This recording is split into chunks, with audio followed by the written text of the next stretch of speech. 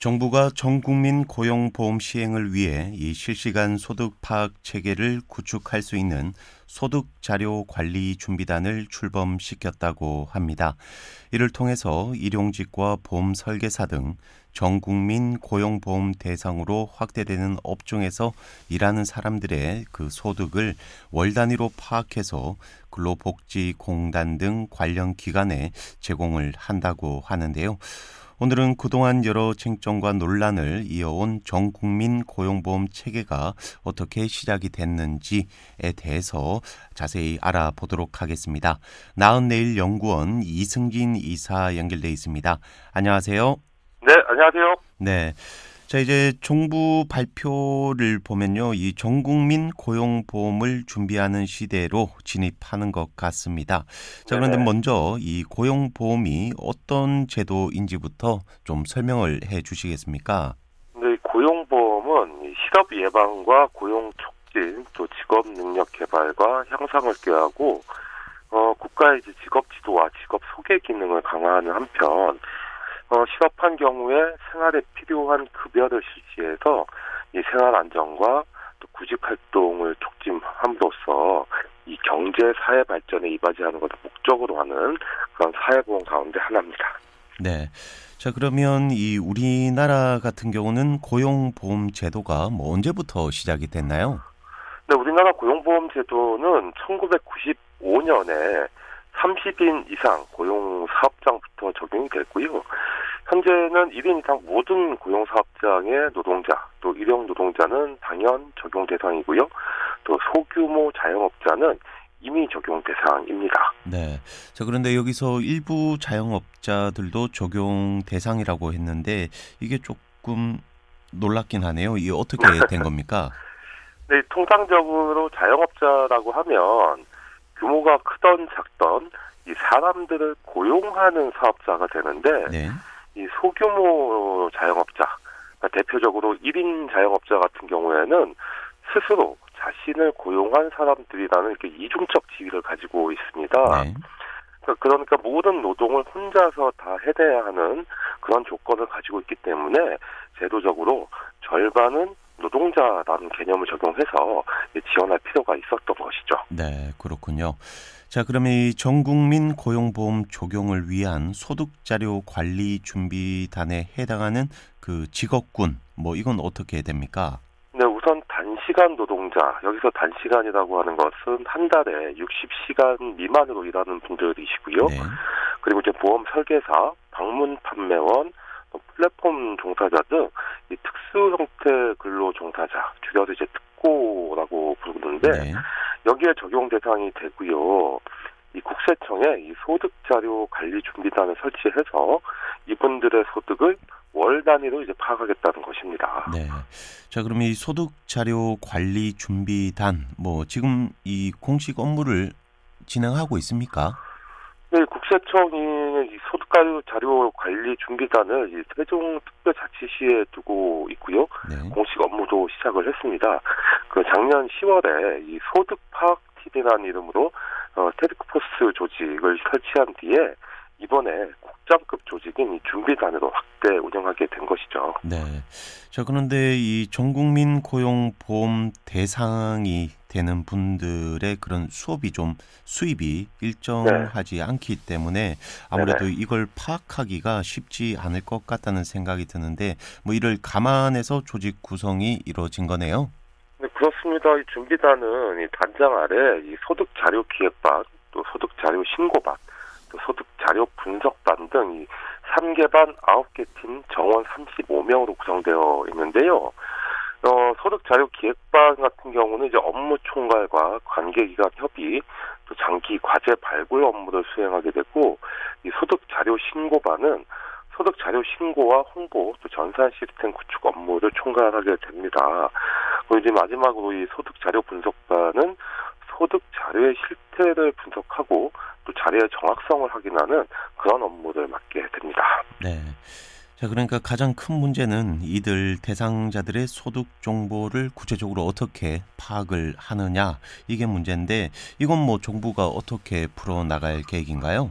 네, 이 소득자료 관리 준비단은 이 기획재정부의 조세, 또 고용보험 소득정보 연계추진 태스크포스와 함께 일용 근로자와 플랫폼 종사자 등 이 고용보험 확대 대상자들의 소득 파악 업무를 맡게 되는데요.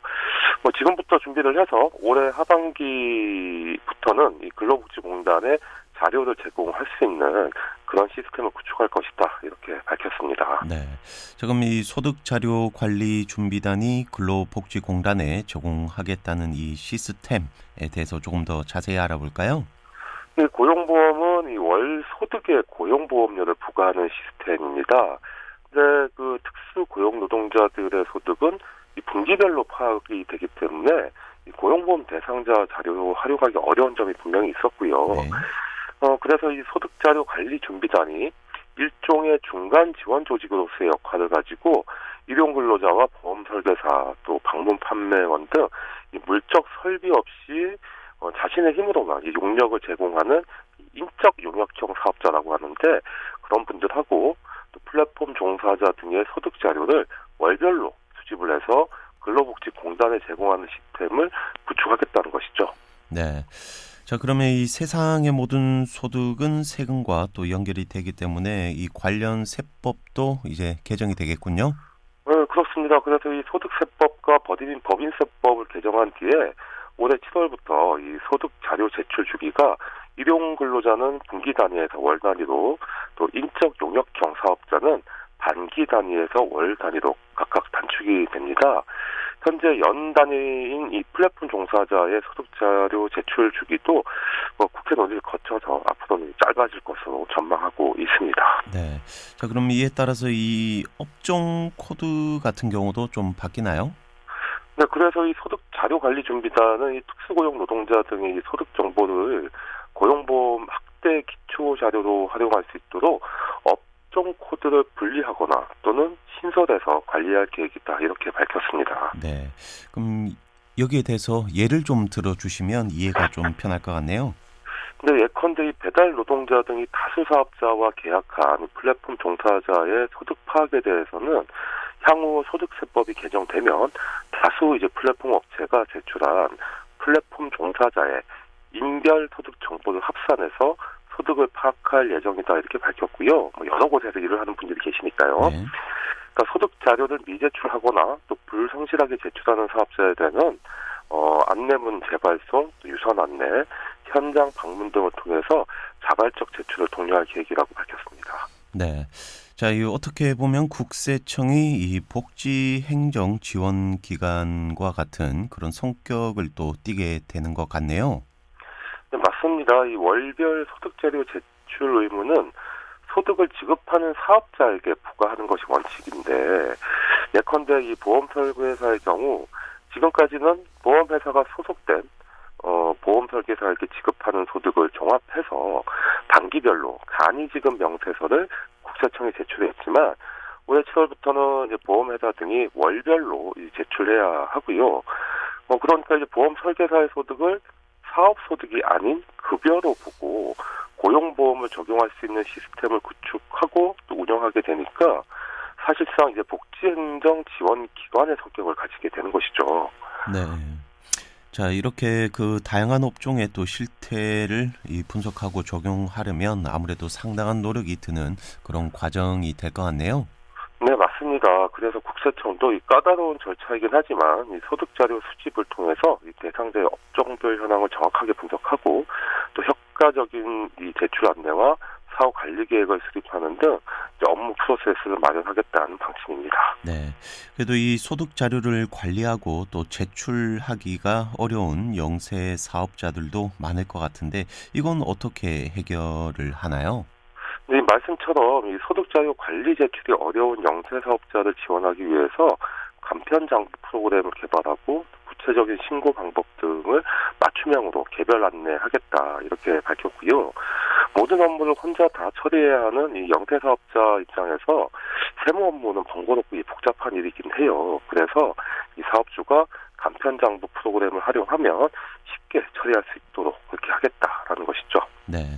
자, 그런데 일각에서는 이 숨어 있는 그런 소득을 찾아내서 세금을 조금 더 매기려고 하는 게 아니냐, 뭐 이렇게 의구심을 또 제기하기도 하는데 어떻습니까? 네, 이 국세청은 소득 자료를 제출하는 사업자의 그런 오해와 부담을 완화하기 위한 방안을 관계부처 또는 이 사업자 단체와 긴밀하게 협의해서 추가로 마련할 계획이라고 밝혔는데요. 유관 사업자 단체라든가 또 세무 대리인, 주로 이제 세무사들이겠죠. 네. 등과 적극적으로 소통하고 또 기획재정부 등 관계부처와 긴밀히 협업을 하겠다. 그래서 그런 오해를 하지 않도록 하겠다라고 이렇게 밝혔고, 이러한 제도 개선은 증세가 아닌 행정 효율화에 있기 때문인데요. 이 소득 자료 관리 준비단이 소득 데이터 허브로서 또 효율적인 복지 전달 체계의 이력을 담당하게 되면 국세청은 이제 전통적인 징세 행정에서 앞에서 이야기 나눈 대로 이 복지 행정 지원으로 거듭날 수 있을 것으로 이제 판단이 되고요. 이 소득 데이터를 체계적으로 축적해서 또 이 맞춤형 정책을 마련할 수 있는 그런 기반이 될 수도 있을 것 같습니다. 네. 자, 이 맞춤형 정책이라고 하면 좀 어떤 게 있나요? 네, 국세청은 수집된 소득 데이터를 체계적으로 축적해서 코로나19 같은 재난 대응 맞춤형 복지와 또 전국민 고용보험 시행 등을 위한 행정에 기초 자료로 활용할 수 있도록 하겠다 이렇게 밝혔는데, 네. 이 코로나19로 수많은 사람들이 일자리를 잃고 사업이 위축됐지만 이 특수고용 노동자들은 소득이 얼마나 감소됐는지 파악할 수 있는 데이터가 굉장히 부족했거든요. 네. 근데 그동안 정부는 일정 규모 이상 사업장의 노동자의 소득과 이 사업자의 매출은 파악을 해왔는데, 사실 영세사업자는 과세 특례자로 또 특수고용 노동자는 개인 사업자라는 이유로 느슨하게 관리해왔던 게 현실입니다. 세금 때문에 이 세금을 조금 내기는 했지만 정작 코로나19 재난 상황에서는 적절한 이 손실 보상을 받기 어렵게 만든 요인이 되기도 한 것이죠. 네. 자, 그러면 이제 앞으로 이 고용보험과 징세 제도를 포함해서 이 또 많은 부분의 변화가 있겠군요. 네, 그렇습니다. 이 소득 정보를 월 단위로 파악하면 조세 행정을 보다 투명하게 하고 또 조세와 사회보험 사각지대에 있던 분들도 실업급여를 받을 수 있게 되겠죠. 근데 당사자들의 저항도 있겠지만 이 세금은 모든 소득에 부과한다는 원칙을 우리 사회가 수용해야 장차 이 건강보험이나 국민연금 제도와도 연계할 수 있을 텐데요.